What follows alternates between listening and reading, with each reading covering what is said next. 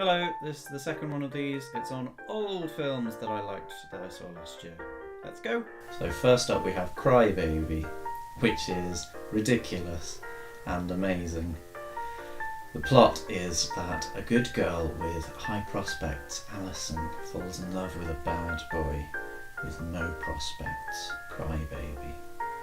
And this upsets basically most of the town, but especially her much more well-suited suitor. And so a war between the two sides of the society breaks out. Everyone in this society is really black and white. Everyone in the whole film is portrayed pretty black and white. You're either a good guy and you're on the side of the underdog, like Crybaby, or you're a bad guy and you're on the side of everyone who supports normal society, which is something I can really get behind.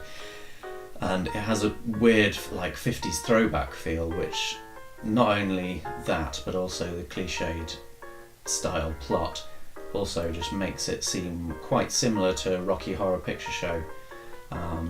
But compared to that, it's much more well structured, it has better jokes, and it feels much more fast paced actually. There's not many places where it sort of wallows, and it kind of goes by at a frenetic pace, like every scene just finishes before you would expect it to, but exactly when it should.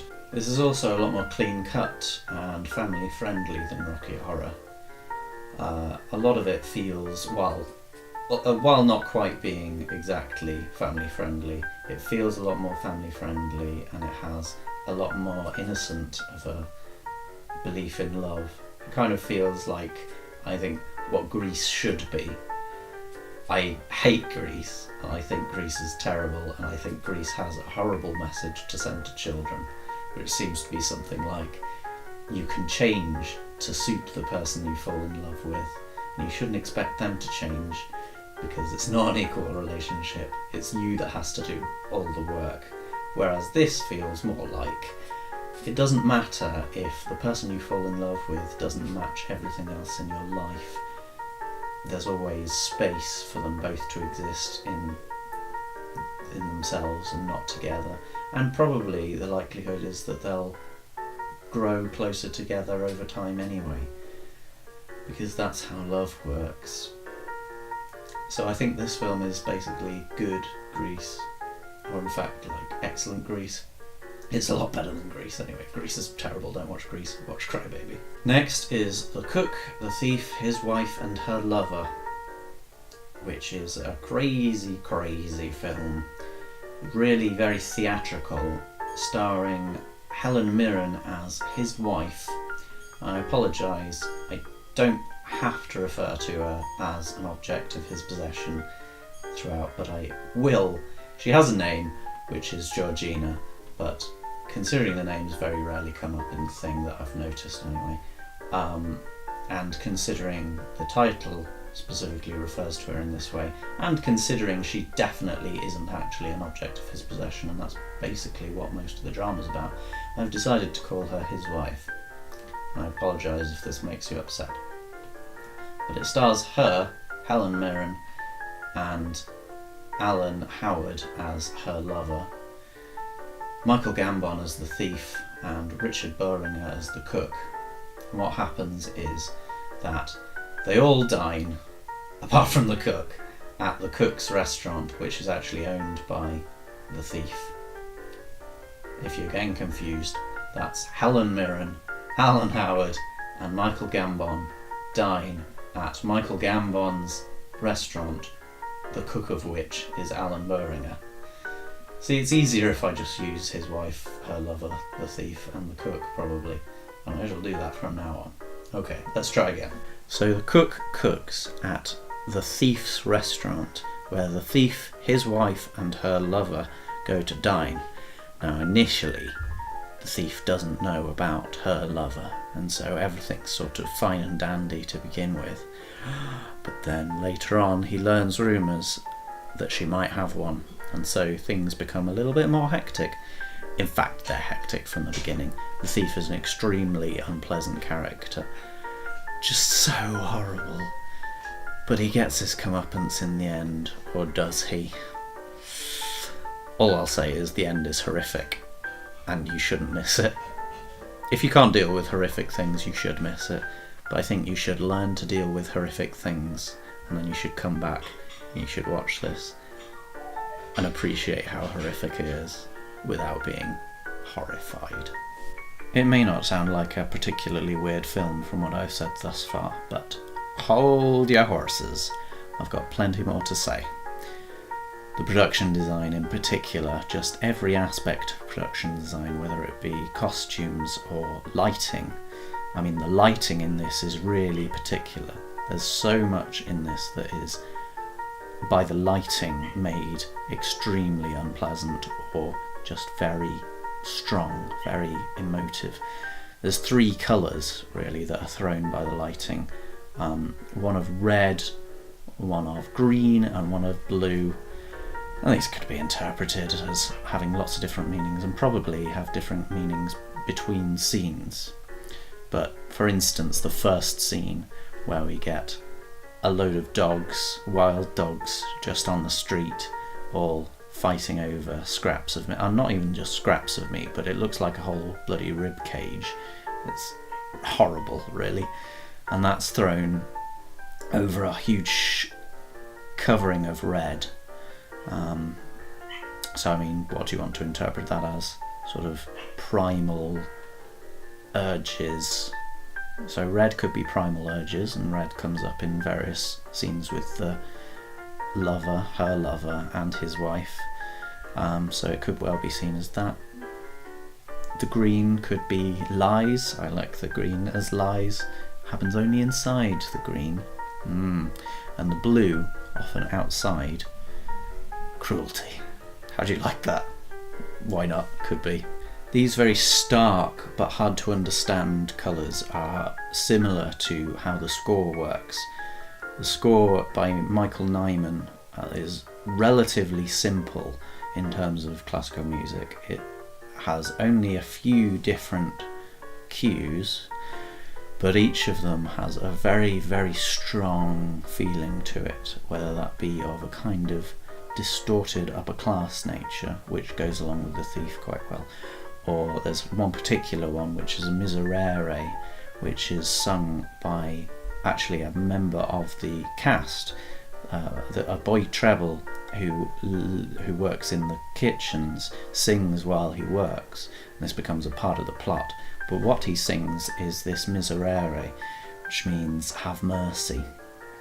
It's part of the Christian liturgical lot, something that they do at those Christian places, and it means have mercy, and that in itself has a very obvious connotation, but the music doesn't quite bring to mind purely that. Music's very powerful and emotive, but the emotions that it gives are not straightforward and differ from scene to scene when it comes up in different contexts, which I think is really the most important thing film music can do. And next we have The King of Comedy, which is a much more well-known film. It's the story of Rupert Pupkin. Great name, great character. He goes in search of a comedy career, but he doesn't go by the normal routes, like maybe doing small open mics or whatever. No, he goes straight to the person he idolises most, Jerry Langford, played by Jerry Lewis, who is a real comedian who sadly died last year. But he goes to him and, well, somewhat stalks him, really. There's not much else that can be described as what he does. He spends a large amount of time trying to communicate with this person who tries to not communicate with him. Initially, he's very nice about it, but then after a while,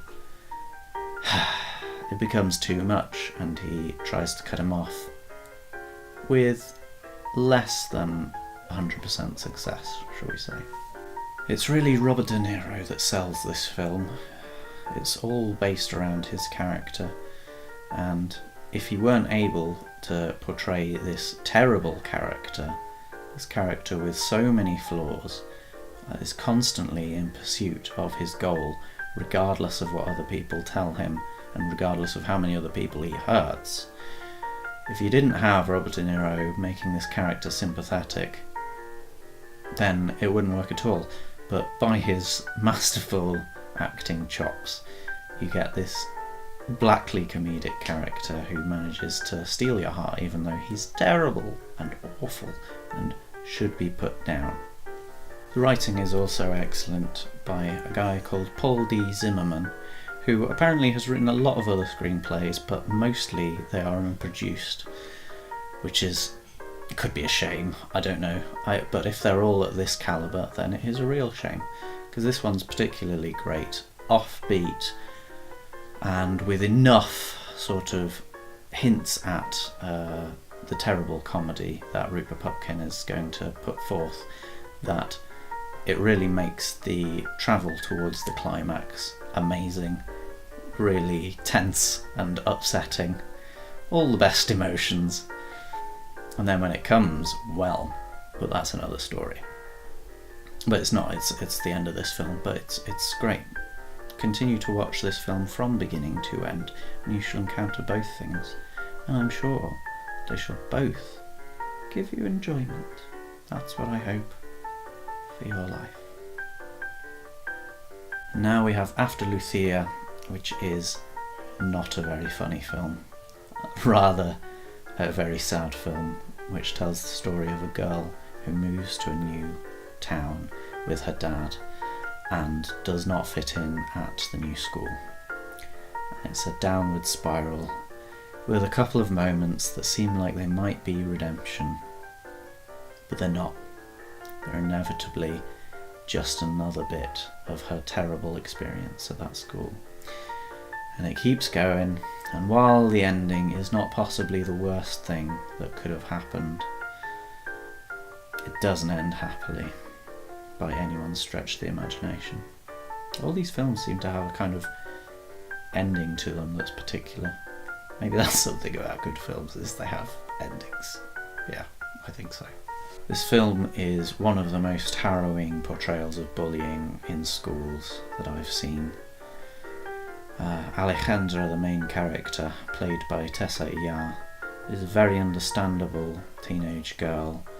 She's shy, she's secretive, she's quiet, but she's also emotional and impulsive and wants a certain amount of understanding or appreciation or acceptance from her peers. And her father, played by Hernan Mendoza, is very caring, very worried about her, but their lack of communication, as is common between fathers and their teenage daughters, their lack of communication leads to things not getting sorted out as quickly as they should, and things getting way out of hand before the father even knows what's going on. This film does a lot with long shots, long takes from one particular angle.